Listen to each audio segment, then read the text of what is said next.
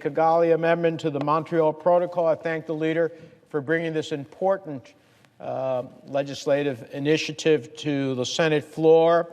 And I want to thank our Republican colleagues that have joined in a bipartisan effort to send a very strong message that this is about America's competitiveness, this is about America's security, this is about challenging China. For more than 20 years, U.S. manufacturers have been hard at work pioneering new technologies for our refrigerators and air conditioners. They define the global standard, and they have the competitive advantage over companies in China and India, which have doubled down on yesterday's technology. Our companies want and need the Senate to support them so that they can continue to lead, to create jobs, and to export their goods to global markets. And so, Mr. President, this is why I come to the floor today, to urge my Senate colleagues to provide advice and consent to the Kigali Amendment, the fifth technical update to the incredibly successful Montreal Protocol, a treaty amendment that passed the Senate Foreign Relations Committee by bipartisan voice vote. A bipartisan voice vote. That just shows the depth and scope of bipartisan support. Each of the four prior updates were approved by the full Senate with overwhelming bipartisan support, and I urge my colleagues to do the same for Kigali. The amendment is a success story of business and government working together dating back to the George W. Bush administration. It is an update that will ensure U.S. leadership in exports into the future, and it is the only way to keep our businesses from being locked out of markets across the world. American businesses are clear. It's time to phase down antiquated chemicals known as HFCs, which American manufacturers want to leave behind. It's time to usher in a new era in which the modern products are purchased all over the world. Our companies already lead in this space. They have been investing billions of dollars to develop new technologies, alternatives to HFCs. And they've done so in ways that will ultimately decrease costs for U.S. consumers. That's why, for the time being, we have the competitive advantage over China and others. So the choice on this is clear. Ratifying Kigali means ensuring U.S. companies dominate the export markets. Failure to ratify means a wasted investment and a missed opportunity. Ratifying means we'll see thousands more domestic manufacturing jobs, 33,000 according to industry estimates. Failure to ratify means U.S. businesses that employs tens of thousands of people across the country will not be able to sell many of their products in key countries. We are talking about $4.8 billion annually of increased exports, $12.5 billion of increased economic output per year. So do we want billions of dollars a year in more exports and economic output? Or do we want to have lost jobs? Do we want lost exports? Do we want our companies suffering needlessly? Beginning in 2033, the nations all around the world that have already joined Kigali, 137 of them and counting that have already done this, will be required to block the imports of most HFCs from the countries that have not joined Kigali. So we would be blocked if we don't, in fact, ratify this amendment. We don't want U.S. manufacturers to be on the outside looking in. They employ thousands of people all over the country. We don't want them to be unable to sell products that they have been at the forefront of developing. Adopting this treaty amendment is the only way to keep our businesses from being locked out of global markets. So let's not waste the engagement and encouragement by the Bush administration that led U.S. manufacturers to develop alternatives to these harmful chemicals. Let's not waste the accomplishments made by the AIM Act, which President Trump signed into law. We need to remember that the AIM Act provides for the exact same chemical phase down required by Kigali, which means we've already taken the required steps domestically. This means that we wouldn't be required to do anything more, if we ratify Kigali, but we will miss out on billions in exports and thousands of jobs if we fail to do so. That is the essence. That's why manufacturers all over the country, in states like Wisconsin, Texas, and Kentucky, support Senate approval of Kigali. That's why there has been an outpouring of support from the business community, including major employers like Walmart, Carrier, Train, Lennox, and others. That's why the National Association of Manufacturers, the U.S. Chamber of Commerce, and the impacted industries, they all support this practical and bipartisan Senate action. So in closing, I ask my colleagues to fulfill our constitutional role in the treaty process by providing advice and consent to the Kigali Amendment. That requires 67 votes. I think we're well on our way there. Let's support American businesses. Let's continue to be the global leader. Let's support American consumers.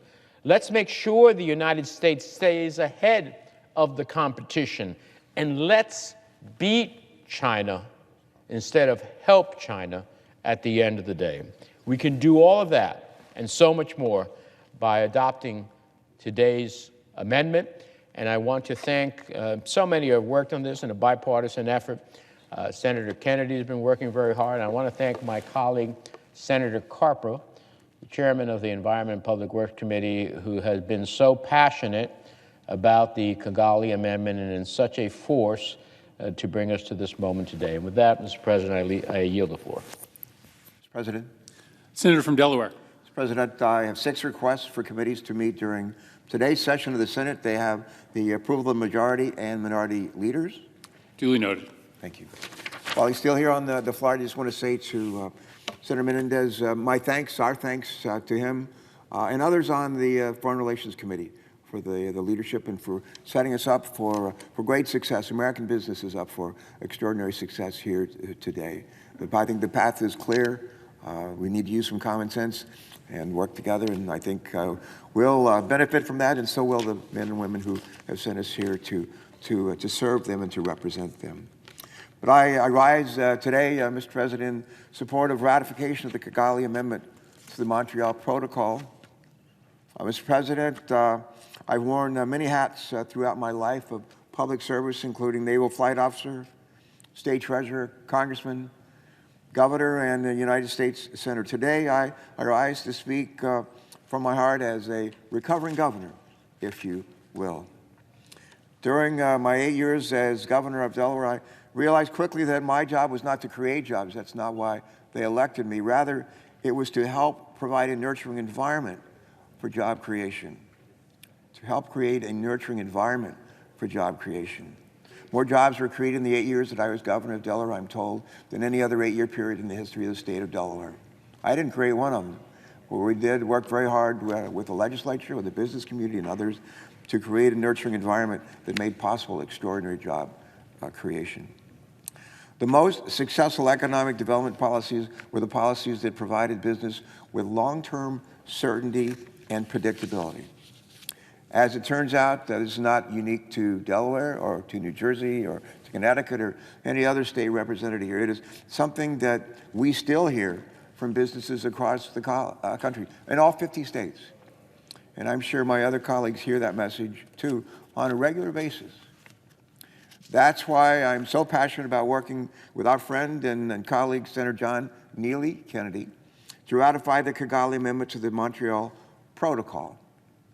During the Trump administration, we successfully enacted the American Innovation and Manufacturing Act, known as the AIM Act, which phases down HFCs in accordance with the Kigali Amendment. Ratification of the Kigali Amendment, along with implementation of the AIM Act, will provide businesses with the certainty and with the predictability that they need for future investments. Ratification will unleash billions of dollars in U.S. economic benefits. Billions of dollars in U.S. economic benefits, and create some 150,000 American jobs by 2027. I'm going to repeat that. Ratification will unleash billions of dollars in U.S. economic benefits and create some 150,000 American jobs by 2027. These are jobs in my state. These are jobs in every other state throughout our country. Why would we ever pass up this opportunity? Let me be clear to my colleagues. I'm not the one telling industry that ratification of the Kigali Amendment is good for business and economic growth. No, I'm not telling them that. Industry leaders are telling us that Kigali is good for their businesses. Everyone from the U.S. Chamber of Commerce to the American Chemistry Council to the Air Conditioning and Heating and Refrigeration Institute to the Alliance for Responsible Atmospheric Policy support ratification of Kigali. In fact, it's hard to find anyone in the business community who is opposed to ratification. I would like to share with my colleagues today one statement I think is particularly noteworthy from the National Association of Manufacturers. Here's what they have to say on this score. I quote them. Kigali ratification will protect American workers, grow the economy, and improve our trade balance, all while encouraging further innovation to strengthen America's technology leadership. If we work together, if we rise above politics and partisanship and focus on solving problems, we can make our vision of a brighter tomorrow into reality. But for my colleagues who are, close quote, but for my colleagues who are still hesitant to support Kigali ratification and worried that ratification may hurt, not help, global competitiveness, here are a few points I'd like for you to think about before tomorrow's vote. First, I've heard concerns that ratification might benefit China and hurt the U.S. Nothing could be further from the truth. While the United States contributes roughly $40 million annually to the Montreal Protocol's financial assistance programs, which facilitate the transition to next-generation technologies, it is not true that this assistance goes solely to China. In fact, China only receives a very small fraction of these funds. According to the U.S. heating, ventilation, air conditioning, and refrigeration industry, financial assistance to China under the Montreal Protocol supports less than 2% of China's $37 billion refrigerant market. Less than 2% of China's $37 billion refrigeration market. Moreover, China's share of these funds is decreasing, not increasing. In fact, funding to China under the Montreal Protocol has decreased by nearly 70% in recent years. Mr. President, the truth is the small amount we pay every year under the Montreal Protocol is worth the investment and then some. Through Kigali ratification, American businesses are set to gain nearly $40 billion in economic benefits by 2027, according to a 2018 study by the University of Maryland. And ratifying Kigali will guarantee that American businesses continue to have access to international markets for refrigerants long into the future. However, without ratification, American companies could lose full access to international markets for refrigerants after 2033, closing the door to benefits and future economic opportunities for U.S. companies. Why would we want to allow that to happen? Ratification also protects U.S. business investments. While China has doubled down on HFCs and the production of HFCs and dumping of HFCs, and to this day is illegally dumping HFCs into this country, the United States leads the world, I'm proud to say, leads the world and HFC alternatives. Ratification to protect the illegal HFC dumping and smuggling. These are protections that U.S. businesses have sought. I've also heard fears that ratifying the Kigali Amendment will somehow raise consumer costs. That's just not true. We're already transitioning away from HFCs, similar to the way we transition away from ozone-depleting substances throughout the through the 1987 Montreal Protocol under President Reagan's leadership. With the transition away from HFCs, we expect consumer costs to fall. Now, why is that? New refrigerants and related products run more efficiently. According to the EPA, use of HFC alternatives will save consumers and businesses billions of dollars in costs. Again, ratification means lower costs for consumers and for businesses while enhancing U.S. competition. In closing, I hope our colleagues will join Senator Kennedy and me in supporting the ratification of the Kigali Amendment. This is a treaty that fosters job creation, a lot of jobs. This is a treaty that promotes economic growth. This is a treaty that strengthens American leadership. This is a treaty of made in America, not made in China. With that, Mr. President, I yield the floor and note the absence of a quorum. Clerk will call the roll.